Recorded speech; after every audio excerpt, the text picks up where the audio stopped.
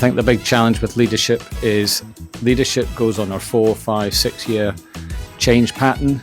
When you're looking at sustainability, the change in carbon that we need across the world and the economy, that's on a 20, 30, 50 year program. So they're not aligned, and we get too much change in leadership, and therefore we don't get enough progress.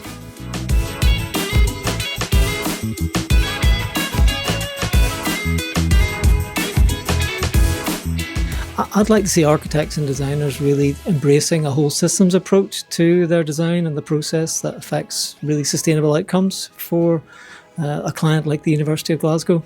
It's really important to think beyond energy and also consider climate resilience, climate adaptation, the health and well-being of the users in terms of, for instance, free universities, students, and of course staff.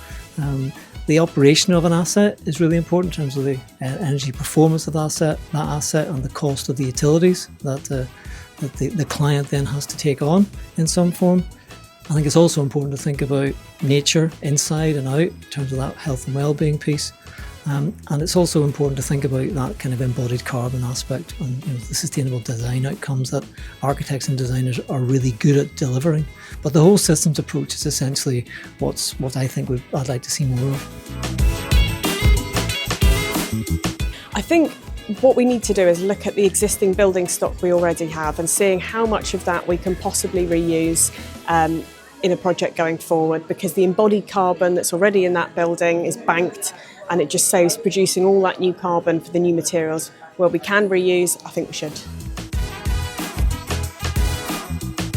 For a more sustainable future, it's important that the client and the designer from the very outset have a plan that they've agreed upon, that they've both bought into, and then they hold themselves and each other accountable throughout the whole project. So setting up things like specific milestones at each stage of the project, ways of tracking the decisions that they're making throughout the whole project so that they can really have a clear picture of the whole story.